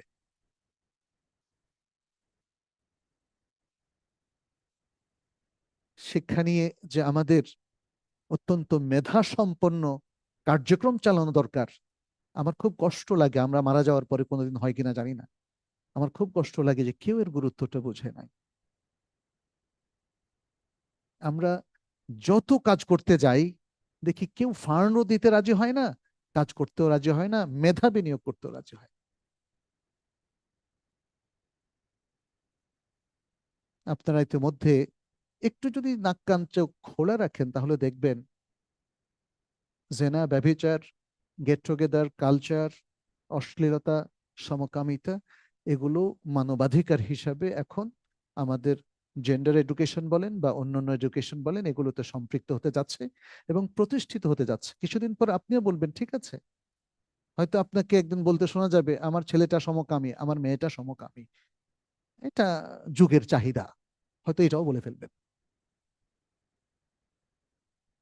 ভিন্ন মাত্রিক কিছু কথা বললাম এখানে, কারণ ওই যে একামতুস সালার কথা আসলো তো, দেখেন শাইখুল ইসলাম, আল্লাহ আল্লাহ আল্লাহ তাকে রহম করুন, আল্লাহ তাকে আলাল জান্নায় স্থান এবং মাকাম প্রদান করুন, আমিন আমিন আমিন। স্কলার অফ দ্য উম্মাহ। দেখেন আপনাদের কাছে জটিল মনে হতে পারে, কিন্তু আসলে উনি অনেক জিনিস এখানে এক্সপ্লোর করলেন। আল্লাহ তাআলা যে বললেন ইন্নানি আনা আল্লাহু লা ইলাহা ইল্লা আনা ফা'বুদনি ওয়া আকিমিস সালাতা লিযিকরি। শাইখুল ইসলামকে না পড়লে আমাদের তরুণরা কোনোদিন সত্যের দিশা পাবে না। একটা মারাত্মক চমৎকার বুদ্ধিবৃত্তি তার মধ্যে আছে। ইসলামের মূল অ্যাপ্রোচটাকে তিনি বের করে নিয়ে এসেছেন। অনেক বুদ্ধিজীবীরা ইসলামের বিপরীত অ্যাপ্রোচটা নিয়ে উল্টাপাল্টা বক্তব্য দেয়, মুতাজিলারা, আশআরীরা, মাতুরিদি, কিংবা আপনি দেখবেন আরো অন্যান্য আরো বাতিল বাতিল ফেরকা যেগুলো আছে, শিয়া, আগা খানি ইত্যাদি নানা ফেরকাগুলো, বাহাইয়া, কাদিয়ানিয়া ইত্যাদি। কিন্তু শাইখুল ইসলাম সহ আমাদের মেইন স্ট্রিমের আহলুস সুন্নাহ ওয়াল জামাতের ওলামায়ে কেরাম, তাদের এক্সপ্লোরেশন গুলো আমাদের জন্য খুব গুরুত্বপূর্ণ। অনেকে চিন্তা স্বাধীনতার কথা বলে, এখনো আমি অবাক হচ্ছি, আমি গত কয়েকদিনে বেশ কিছু ফোরামে গিয়েছিলাম, যেখানে এক দুই জায়গায় শুনলাম তারা বলে মুতাজিলারা হচ্ছে মুসলিম উম্মার স্বাধীন চেতা বুদ্ধিজীবী। আপনি চিন্তা করেছেন? কারণ যা ইচ্ছা তাই তারা বলে এবং বলতো, তারা সালাফের মানহাজ থেকে বের হয়ে গেছে, এই জন্য তো যারা খুব মানে সামান্য সাতহি অর্থাৎ স্যাঁতস্যাঁতে কিংবা ভাষা ভাষা দৃষ্টিতে জ্ঞানকে দেখেছে, তারা মনে করে আমি যা বুঝেছি এটা আমার স্বাধীনতা। কোরআনকে আপনি উল্টাভাবে বুঝলেও আপনি মনে করেন আপনার স্বাধীনতা। আজকাল আপনি টিভিতে দেখবেন অনেকে হাদিস অস্বীকার করে, বিভিন্ন রকম কবর আযাবকে অস্বীকার করে, ওরা মনে করে ইটস মাই রাইট, এভাবে বলা এটা আমার রাইট। কিছু লোক এরা হচ্ছে ভাষা ভাষা এরা এরা মুসলিম উম্মার মূল স্ট্রিমের লোক না। আপনি যদি মুসলিম উম্মার মূল স্ট্রিমের লোক হন তাহলে আপনাকে কোরআন এবং সুন্নাহর কোর বিলিফটাকে আপনাকে এক্সপ্লোর করতে হবে, আপনাকে বুঝতে হবে আল্লাহকে আল্লাহর মতো করে চিনতে হবে। আল্লাহকে আল্লাহর মতো করে কে ডেসক্রাইব করেছেন বলেন তো? আল্লাহ সুবহানাহু ওয়া তাআলা স্বয়ং নিজে। আর দ্বিতীয় কে? নবী সাল্লাল্লাহু আলাইহি সাল্লাম। তাহলে আপনি কি সেটা এক্সপ্লোর করতে পেরেছেন? এডুকেশনের তো এটা একটা কোর কাজ। আমার এডুকেশনটা আমি শুধু আন্দাজে ওই দুই একটা কে কে না কে সলিমুদ্দিন কলিমুদ্দিন লিখে দিয়েছে ওইটা পড়ে আমি এলেম অর্জন করবো, এটা না তো। আমাকে ইসলামের কোর নলেজটাকে এক্সপ্লোর করতে হবে। আর ইসলামের কোর নলেজটাকে এক্সপ্লোর করতে হলে এই শাইখুল ইসলামের মতো আপনাকে গভীর গবেষণা এবং এইভাবেই আরবি ভাষার ব্যুৎপত্তি এবং এই যে পয়েন্টগুলো তিনি তুলে নিয়ে এসেছেন, এই পয়েন্টগুলো কিন্তু তার বানানো কোনো পয়েন্ট না। আরবি ভাষাবিদ যে কেউ একমত হবে, যেহেতু আমরা আরবি পড়েছি, আমরা নাহু সরফ পড়েছি, আমরা বালাগাত পড়েছি এবং ডিপ লেভেলেও পড়াশোনা করেছি, ফলে দেখেন ওনার কথাটাকে এত যৌক্তিক, এত সুন্দর মনে হচ্ছে, অনেকের কাছে জটিল মনে হতে পারে, কিন্তু এই জিনিসগুলো এক্সপ্লোর করার আগে আপনি তাৎপর্যটা কিন্তু আপনার কাছে ভাষা ভাষা থাকবে। এই জন্যই আমি যেটা বুঝতে পারলাম যে আমাদের সমাজে অবলীলায় এত অসংখ্য মানুষ কিভাবে সালাত তরক করে ঘুমাতে পারে বলেন? কিভাবে সিয়াম ভঙ্গ করতে পারে? কিভাবে হজ ফরজ হওয়ার পরেও ফরজ হজ করে না? জাকাত ফরজ হওয়ার পরে জাকাত দেয় না? অনেক সময় গাফলতি থাকতে পারে, ঠিক আছে, কিন্তু শুধু তো গাফলতি না, আরো বড় কারণটা হচ্ছে আমাদের এই জায়গার কারণটা, প্রপার এডুকেশনটা নাই। ফলে দেখেন এখন তো আরো অবস্থা খারাপ, বিবাহ ছাড়াই যে জীবন যাপন করে, পাশ্চাত্যের ওই প্রভাবটা কিন্তু এখন মুসলিম দেশগুলোতেও চলে এসেছে। আর তার চেয়ে ভয়াবহ যেটা বললাম, সমকামিতার ব্যাপারগুলো বললাম, এলজিবিটি কিউ আর ইত্যাদি আরো নানা জিনিসগুলো, এই জিনিসগুলো আরো আসতে থাকবে। আপনাদেরকে আমি বলি, এই জন্য এদেশে জ্ঞানের এবং ইসলামী জ্ঞানের চর্চাটাকে আরো আরো মানে স্ট্রং করতে হবে, ডিপ লেভেলে নিতে হবে। অনেক মানুষ বুঝেই না যে আমাদের এটা খুব দরকার। আমরা যখন কুল্লিয়াতুল কোরআন কারিম করি, তখন আমাদের অনেক ইসলামিক ভাই বলছে, এত গভীরে যাওয়ার দরকার কি? আপনি এখন Islamic education plus computer, AI TI এগুলো দেন। আমি বললাম, দেখেন, এআই শেখানোর জন্য তো স্ট্যানফোর্ড ইউনিভার্সিটি আছে, ইয়েল ইউনিভার্সিটি আছে, হার্ভার্ড আছে, ক্যামব্রিজ আছে, তাই না? এগুলোর প্যারালালি আমি মানজুরুল পারবো বলেন? আমি তো পারবো না, কারণ আমাদের কোনো পৃষ্ঠপোষকতা নাই, কিছু নাই।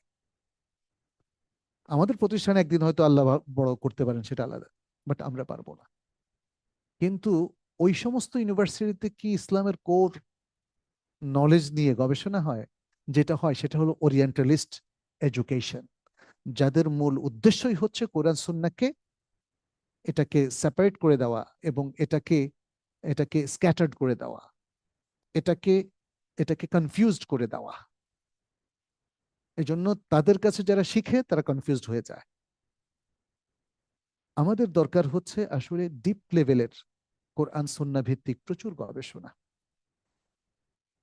এই গবেষণাগুলো আপনি দেখবেন, আমাদের শাইখদেরকে আমরা যেটা দেখেছি মক্কা মদিনায়, আমাদের শাইখরা প্রচুর জ্ঞান রাখতেন বলেই 5 মিনিট নাসিহা করলেও ওই জ্ঞানের নির্যাসটা, ক্রিমটা বের হয়ে আসতো। আপনি যে খাবার তৈরি করেন সেটা যদি, তার যদি ফুড ভ্যালু থাকে আর সেটা যদি অর্গানিক হয়, অল্প খাইলেও চলে, ওটা আপনার দেহের জন্য অনেক উপকারী। আর যেটা অনেক সুস্বাদু মজা, জাঙ্ক ফুড, ফাস্ট ফুড, ওটা অনেক খান, ভালো হবে না ক্ষতি হবে বলেন? ক্ষতি হবে। এই জন্য জ্ঞানের চর্চাটা যদি সঠিক খাতে প্রবাহিত হয়, তাহলে অল্প জ্ঞানও আপনাকে বেনিফিট দিবে, যতটুকু জানলেন আমল করলেন। কিন্তু যদি ভুল কিছুকে জ্ঞান হিসাবে আপনি নির্ধারণ করেন, তাহলে আপনি মিসগাইডেড হবেন, কোনো সন্দেহ নাই। আজকে আমাদের বিভিন্ন ফেরকাবন্দি, ফেরকাবাজির পেছনে মূল কারণ এটা। আমাদের মূল এডুকেশন সিস্টেমটা দুর্বল হয়ে যাওয়ার কারণে বিভিন্ন ভুল এবং বিভিন্ন বাতিল ফেরকাগুলো তাদের চিন্তাধারা চাপিয়ে দিয়েছে মুসলিম উম্মার উপরে, এবং মুসলিম উম্মার বিশাল একটা অংশকে মিসগাইড করে ফেলেছে। তারা সেখান থেকে ফিরে আসাটা সত্যি অনেক কঠিন। কিন্তু এরপরেও আমরা যারা দিনের গভীর জ্ঞানের চর্চা করতে আগ্রহী, অনেকে পারছি না, হয়তো আমাদের পরিবেশ নাই, আমাদের ইনস্টিটিউট নাই, আমাদের ফান্ড নাই। আবার সত্যিকার অর্থে আরেকটা কথা যদি বলি, সেটা হচ্ছে আমরা পরিবেশও দিতে পারি নাই, জ্ঞানের পরিবেশ নাই, জ্ঞানের পরিবেশ নাই। আজকে যদি আমাদের এখানে ইনস্টিটিউট গুলোতে গবেষণার জায়গা থাকতো, যেখানে যে ইনস্টিটিউটে আপনারা করেন না কেন, আপনারা আর&ডির জন্য যদি একটা ফ্লোর অথবা 2টা রুম, 3টা রুম রাখতেন, এবং সেখানে যদি আমাদের যারা মক্কা মদিনা বা আরব দেশগুলো থেকে পড়ে আসে তাদেরকে গবেষক হিসাবে নিয়োগ দিতেন এবং কিছু প্রজেক্ট দিতেন, তাহলে কিন্তু এই দেশটা আর পিছিয়ে থাকতো না। আমি আজ পর্যন্ত না কোনো মাদ্রাসায়, না কোনো ইনস্টিটিউটে, না কোনো ইসলাম লাভিং পিপলদের কথা বলছি, প্রতিষ্ঠানে একটা রুমও দেখি নাই যেখানে শিক্ষা নিয়ে, দাওয়া নিয়ে, বা আমাদের ভবিষ্যৎ কর্মপন্থা নিয়ে, আমাদের পলিসি স্ট্র্যাটেজি নিয়ে, আমাদের এই যে কোর এলেমটাকে জাগ্রত করার জন্য, ডিসবার্স করার জন্য আমি একটা রুমও কোথাও দেখি না। সবাই চর্বিত চর্বণ কাজ করতেছেন, কোরআনের উপর অনেকে কাজ করতেছেন, ওই 2-3টা তাফসির মিলায়া আবার আরেকটা তাফসির বের করা। এটা দেখলাম ব্যাপক মহামারী আকার ধারণ করেছে। I am sorry to say that, মহামারী। আপনি কোরআনের উপর কাজ করবেন, নতুন কাজ করেন, নতুন ভ্যালু অ্যাড করেন। চর্বিত চর্বণ করে কোটি কোটি টাকা নষ্ট করছেন কেন? মুসলিম উম্মার এখন যে জায়গাটা দরকার, ক্যারিকুলাম, ভালো ভালো বই বের করা, বাচ্চাদের জন্য শত শত বই, শত শত বই আন্দাজে বের করলে হবে না, বুঝতে পারছেন? আমাদের গবেষণা ভিত্তিক এই বাচ্চাদের উপযোগী সিরাত সিরিজ, আকিদা সিরিজ, হ্যাঁ, যেগুলো বাজারে আছে, এগুলো কিন্তু একক ব্যক্তির কাজ, গবেষণা না। এগুলো বিভিন্ন আরবি বই টই দেখে কিছু কিছু করে ফেলেছেন। এই জন্য অনেক বইতে দেখবেন বাচ্চারা হাতে নিতে চায় না, এবং আপনিও অনেক বই দেখবেন পড়তে মজা পাচ্ছেন না। অনেক লোক খুব গুরুত্বপূর্ণ বই দেখলাম যে অনুবাদ করেছে, আগামাথা কিছু বোঝা যায় না। আমি নিজেই, যেমন শেখ সালেহ ফৌজানের বইটা সর্বপ্রথম প্রাঞ্জল অনুবাদ করলাম আমরা, যেটা সিয়ান পাবলিকেশনস থেকে প্রকাশিত হলো। এই বইয়ের আর 3-4টা অনুবাদ আমার কাছে আছে। আমি হতবাক হয়ে গেলাম, এগুলো আমার কাছে পরে পড়েছে। আল্লাহ, কিছু মানুষ তার যোগ্যতা নাই অনুবাদ করার, বাট তার আশা আকাঙ্ক্ষা অনুবাদ করে ফেলে, কিছু হয় নাই। এরকম 2-3টা ভার্সন আমার কাছে আছে। আপনি দেখেন কিছু মানুষ হজে যাওয়ার পরে তার হঠাৎ মনে হয়, আচ্ছা, আমি তো আল্লাহওয়ালা হয়ে গেছি, তা আল্লাহ হলে তো স্কলার হইতে আর দূর কোথায়। আইসা কুফরের উপর একটা বই, মুনাফিকের উপর আরেকটা বই। আমাকে কিছু বই দেখতে দিচ্ছে, আমি কারো বই কিন্তু এখন আর সম্পাদনা করি না। আরেকজনের এই আলতু ফালতু কাজের সম্পাদনা কেন করব? তাই না?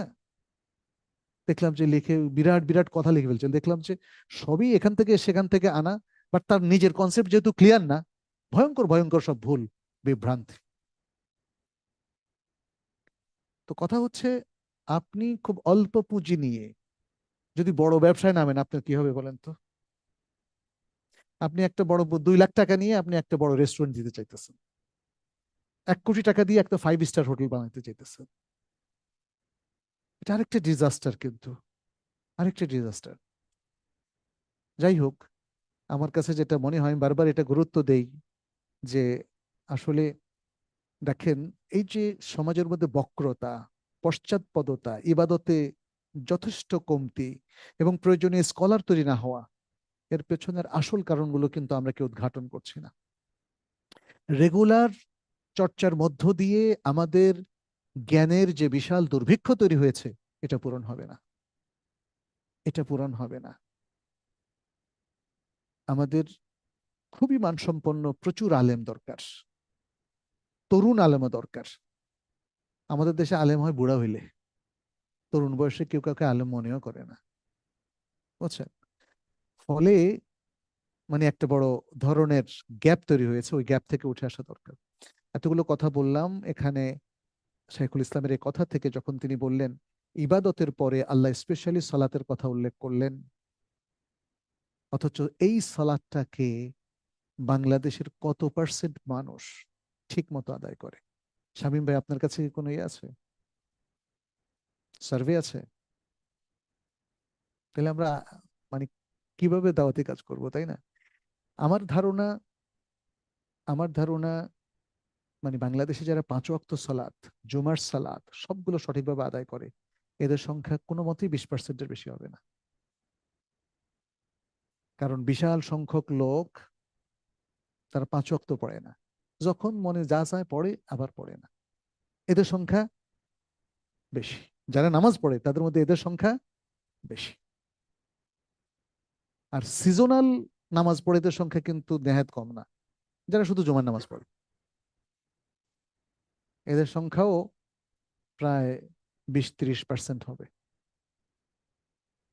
আর যারা শুধু 2 ঈদের নামাজ পড়ে, এরকম মুসলমানও আছে। আল্লাহ, আল্লাহ যেন আমাদেরকে হেদায়েত দান করেন। আচ্ছা, এরপরে তিনি বললেন ওয়াকাযালিকা কাউলুহু তাআলা, ওয়াকাযালিকা কাউলুহু তাআলা ইত্তাকুল্লাহা ওয়া কুলু কাওলান সাদীদা, ইয়া আইয়ুহাল্লাযীনা আমানু ইত্তাকুল্লাহা ওয়া কুলু কাওলান সাদীদা। হে ঈমানদাররা, তোমরা আল্লাহর তাকওয়া অবলম্বন করো এবং সঠিক কথা বলো। সঠিক কথা বলা কি তাকওয়ার অংশ না? দেখেন, আবার স্পেশালি বলেছেন, কারণ তাকওয়া বললে মানুষ ওভারঅল ঠিক আছে, তাকওয়া মেনটেন করবে, কিন্তু কথাটা যে ঠিক বলতে হবে, এই ফোকাসটা আল্লাহ আবার ধরায় দিচ্ছে।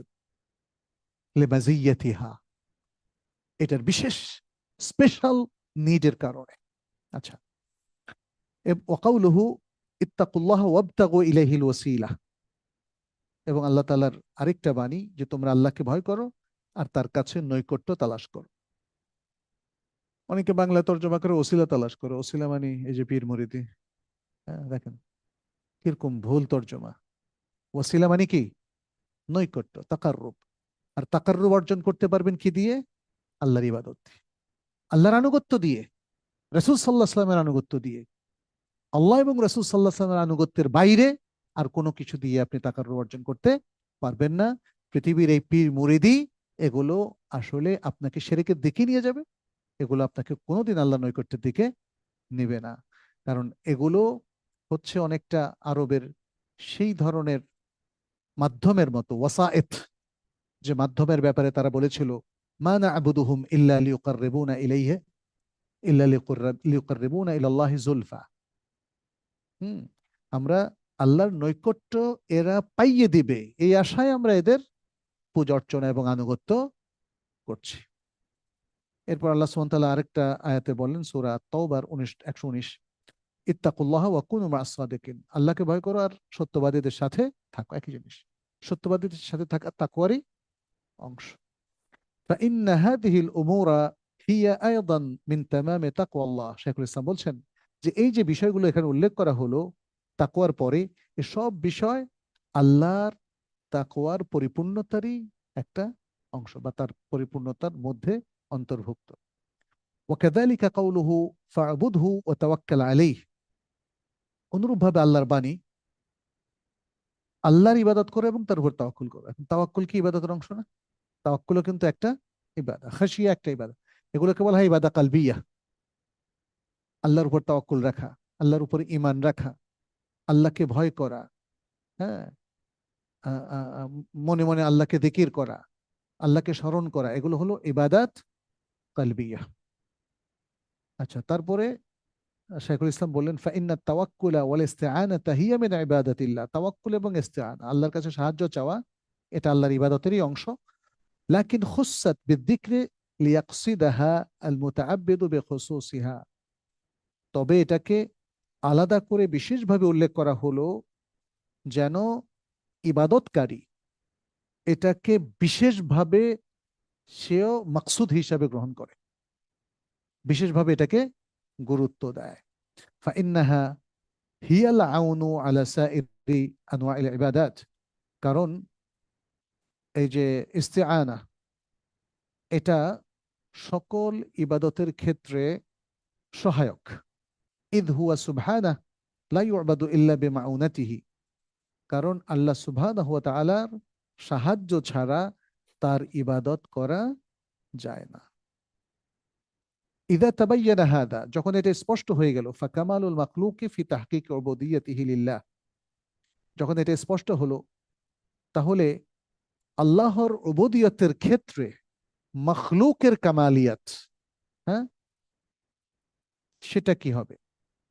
ফাকামালুল মাখলুকি ফি তাহকিক উবুদিয়্যাতিহি লিল্লাহ ওয়া কুল্লামা ইজদাদা আল আবদু তাহকিকান লিল উবুদিয়্যাহ ইজদাদা কামালুহু ওয়া আলাত দারাজাতুহু। আপনাদের কাছে যদি এই যে কথাগুলো তিনি এত দীর্ঘ সময় ধরে উল্লেখ করলেন, এটা যদি স্পষ্ট হয়, তাহলে মখলুকের কামালিয়াত অর্জিত হবে। মখলুক কিন্তু আল্লাহর মতো কামালিয়াত অর্জন করবে না। তাহলে মখলুকের কামালিয়াত কিসে? মখলুকের কামালিয়াত অর্জিত হবে যদি সে আল্লাহর উবুদিয়তকে তাহকিক করতে পারে, বাস্তবায়ন করতে পারে। আপনাদের কাছে ক্লিয়ার কিনা কথাটা? আপনি যদি আল্লাহর উবুদিয়ত, আল্লাহর দাসত্বকে পরিপূর্ণভাবে বাস্তবায়ন করতে পারেন, অন্য কথায় আল্লাহর বাস্তব এবং প্রকৃত দাস যদি আপনি হতে পারেন, তাহলে এটাই আপনার কামালিয়াত। আল্লাহর উপর আল্লাহগিরি করা, আল্লাহ দ্রোহী হওয়া, আল্লাহর নির্দেশ অমান্য করা, রাসূলুল্লাহ সাল্লাল্লাহু আলাইহি ওয়াসাল্লামের সুন্নাহ অমান্য করা, এর মধ্য দিয়ে উবুদিয়ত বাস্তবায়ন করা যায় না। উবুদিয়ত বাস্তবায়ন হবে, আমরা তো আগে এই বিষয়গুলো আলোচনা করেছি, এসব কিছুর মাধ্যমে, আল্লাহর ইবাদতের মাধ্যমে, রাসূল সাল্লাল্লাহু আলাইহি ওয়াসাল্লামের ইত্তেবায়ের মাধ্যমে উবুদিয়ত বাস্তবায়ন হবে। আর উবুদিয়ত বাস্তবায়ন করতে যদি আপনি সক্ষম হন, তাহলেই এটা হলো আপনার কামালিয়াত। এটাই হলো আপনার কামালিয়াত। এটাই হলো একজন ইনসানের কামালিয়াত। যখন বলা হয় মান হুয়া আল ইনসানুল কামেল, ইনসানে কামেল, পরিপূর্ণ মানব, মানুষ কে? উত্তর হচ্ছে শাইখুল ইসলামের এই আলোচনায় যেটা ক্লিয়ার আমাদের কাছে, উত্তর হচ্ছে আল্লাহর পরিপূর্ণ মানব বা দাস কিংবা বান্দা সে, যে আল্লাহকে সঠিকভাবে ইবাদত করে আল্লাহর উবুদিয়ত প্রতিষ্ঠা করতে পেরেছে, সে হলো ইনসানে কামেল। আচ্ছা, এরপর শাইখুল ইসলাম যে কথাটা লাস্টে বললেন, বললেন ওয়াকুল্লামা ইজদাদাল আবদু তাহকিকান লিল উবুদিয়্যাহ। আচ্ছা, যখনই বান্দা উবুদিয়তের বাস্তবায়নে এগিয়ে যেতে পারবে, বেড়ে যেতে পারবে, ইজদাদা কামালুহু, তখন তার কামালিয়াতও বেড়ে যাবে। ওয়া আলাত দারাজাতুহু, এবং তার মর্যাদাও সুউচ্চ হবে, সমুন্নত হবে। সুবহানাল্লাহ, কি চমৎকার কথা! অল্প কথায় বুঝিয়ে দিলেন। বান্দা আল্লাহর উবুদিয়ত বাস্তবায়নে যতদূর আগাবে, কামালিয়াতে তত দূর এগিয়ে যাবে এবং তার মর্যাদাও বেড়ে যাবে। সুবহানাল্লাহ। আমরাও চাই যে আল্লাহর কামেল বান্দা হতে, এমন বান্দা হতে যে উবুদিয়ত প্রতিষ্ঠা করে আমরা কামালিয়াত অর্জন করেছি। প্রতিনিয়ত এটা বাড়ার সুযোগ আছে, কারণ যত ইবাদত করবেন ততই আপনার কামালিয়াত বাড়বে, যত ইবাদত করবেন ততই আপনার ঈমান বাড়বে, যত ইবাদত করবেন ততই আপনার মর্যাদাও বাড়বে। যত শিখবেন মানুষ আপনাকে তত বেশি জ্ঞানী বলবে, আর যত কম জানবেন মানুষ বলবে যে এ কম জানে, তাই না? অতএব বেশি জানলে মানুষ বলবে যে আরে আল্লাহ। আর যখন মানুষ দেখবে যে ওনার জ্ঞান অনেক বেশি, তখন বলবে তো এই তো সমুদ্রের মতো জ্ঞান রাখেন। আর যখন দেখবে সমুদ্রের চাইতেও বেশি জ্ঞান, বলবে যে তো মহাসমুদ্রের মতো, মহাসাগরের জ্ঞান রাখে। আমাদের জীবনটা এমন, আমাদের কত স্কোপ আছে ভালো ভালো ইবাদত করার, তাই না? দান করার স্কোপ আছে। আমরা অনেক সময় লিমিটেড দান করি, হিসাব করে নিজেরটা ঠিক রেখে তারপর দান করি। কিন্তু আপনি যদি দান বাড়িয়ে দেন, আপনার মর্যাদা আল্লাহর কাছে বাড়বে। আপনি 5 ওয়াক্ত নামাজ পড়েন, আলহামদুলিল্লাহ, এটাও ভালো। আপনি রাতের নামাজ পড়লে আপনার মর্যাদা বাড়বে। আপনি যদি প্রতিবেশীর খোঁজ খবর রাখেন, এটা খুবই চমৎকার আমল। কিন্তু আপনি যদি একটু দূরে গিয়ে একটা হসপিটালের রোগী দেখে আসেন, তাদের কিছু গরিব রোগীদের জন্য 100 টাকা 500 টাকার কিছু ট্যাবলেট কিনে দেন, ওষুধ কিনে দিয়ে আসেন, এতে আপনার মর্যাদা আল্লাহর কাছে আরো অনেক বাড়বে। আপনি নিজের জেলায় মানুষের খোঁজ খবর রাখেন, কিন্তু হঠাৎ লালমনিরহাটে গেলেন, পঞ্চগড়ে গেলেন, কিংবা লক্ষ্মীপুর জেলায় গেলেন, বগুড়ায় গেলেন, গিয়ে দেখলেন বেশ কিছু জনপদে মানুষ খুব কষ্টে আছে, তাদের জন্য কিছু করলেন, আপনার মর্যাদা বাড়বে। অতএব মর্যাদা বাড়ার জন্য সব দিকে আল্লাহ সুযোগ রেখে দিয়েছেন। ব্যক্তিগত ইবাদতের মধ্য দিয়ে মর্যাদা বাড়বে, কোরআন তেলাওয়াত বাড়িয়ে দিলে মর্যাদা বাড়বে। প্রত্যেক 5 ওয়াক্ত সালাতের পর 10 মিনিট 5 মিনিট করে কোরআন তেলাওয়াত করেন, মর্যাদা বেড়ে যাবে আপনার। কোরআনের সাথে কানেকশন তৈরি হলো, আপনার মধ্যে দেখবেন যে আরো অন্য একটা শক্তি আপনি অনুভব করবেন। এটা হলো কোরআনের শক্তি, ইমান তাজা থাকার শক্তি। খাবার যেমন তাজা রাখার কিছু ফর্মুলা আছে না? আপনি খাবার যদি খোলা অবস্থায়, যেমন মাছ গোশ, ফ্রিজে রাখেন, দেখবেন অত ভালো থাকবে না। কিন্তু এটাকে একটা প্রক্রিয়া করে, মানে যদি বিশেষজ্ঞর মত অনুযায়ী সুন্দর করে ফ্রিজে রাখেন, 10 মাস পরে মনে হয় যেন ঠিক তাজা খাইলেন এরকম মনে হয়। ঠিক ইবাদত গুলোকে এবং নিজের আমলকে, নিজের জীবনটাকে তাজা রাখার কিছু ফর্মুলা আছে, এগুলো হচ্ছে সেই ফর্মুলা। আল্লাহর তাজা বান্দা, অর্থাৎ যে সার্বক্ষণিক আল্লাহকে স্মরণ করে, ইবাদতের সাথে নিজেকে কানেক্টেড রাখে, এই ইবাদতের মর্যাদা অনেক বেশি, অনেক বেশি। এই তারবিয়াতটা নাই আমাদের সমাজে। আজকে আমরা হয়তো আলোচনা করলাম, আপনার তোর ভালো লাগলো, বাসায় গেলে দেখবেন সব আবার কোথায় বাষ্প হয়ে গেছে। তারবিয়াতটা দরকার, তারবিয়াতটা দরকার। ফ্যামিলির মধ্যে এই আলোচনাগুলো বাস্তবে কিভাবে নিয়ে আসতে পারবে, এই বই আপনাদের ফ্যামিলিতে আলোচনার দরকার নাই, কিন্তু শিক্ষাগুলো তো আলোচনার দরকার আছে। আপনার সন্তানকে কিভাবে উবুদিয়াত শেখাবেন, এটা কি দরকার আছে না? আমাদের প্যারেন্টিং যারা আজকে দক্ষ মানুষ প্যারেন্টিং শেখায়, ওরা কি উবুদিয়াতটা শেখায়? এটা আসতে হবে কিন্তু উবুদিয়াত। আধুনিক প্যারেন্টিং এর মধ্যে কত সুন্দর সুন্দর দেখি যে কথাবার্তা, তো উবুদিয়তের মূল কথাগুলো নাই। সালাতের তারবিয়াতের কথা না, কোরআনের তারবিয়াতের কথা না। আল্লাহ, আপনার হার্টটাকে আল্লাহর সাথে কিভাবে সার্বক্ষণিক কানেক্টেড রাখতে হবে সে কথাগুলো নাই। এগুলো লাগবে আমাদের, এগুলো আমাদের লাগবে। আল্লাহ আমাদের সবাইকে তৌফিক দান করুন। আজকে এতটুকু রাখছি। আপনাদের কোনো প্রশ্ন আছে কিনা বলেন। হাদা সাল্লাল্লাহু সাল্লাম আলা নবিয়ানা মুহাম্মদ ওয়া আলা আলিহি ওয়া আসহাবিহি আজমাইন। জি, 57 পৃষ্ঠার আহ, তৃতীয় প্যারা শেষ করেছি আমরা। প্রথম লাইন একটা প্যারা, তারপর একটা প্যারা, তৃতীয় প্যারা। এটা লেখেন 57 পৃষ্ঠার তৃতীয় প্যারা আজকে শেষ হয়েছে। এই, আর কারো প্রশ্ন আছে কিনা? তাহলে আমরা এখানে শেষ করছি। হাদা সাল্লাল্লাহু সাল্লাম আলা নবিয়ানা মুহাম্মদ ওয়া আলা আলিহি ওয়া আসহাবিহি আজমাইন। আসসালামু আলাইকুম ওয়া রাহমাতুল্লাহ।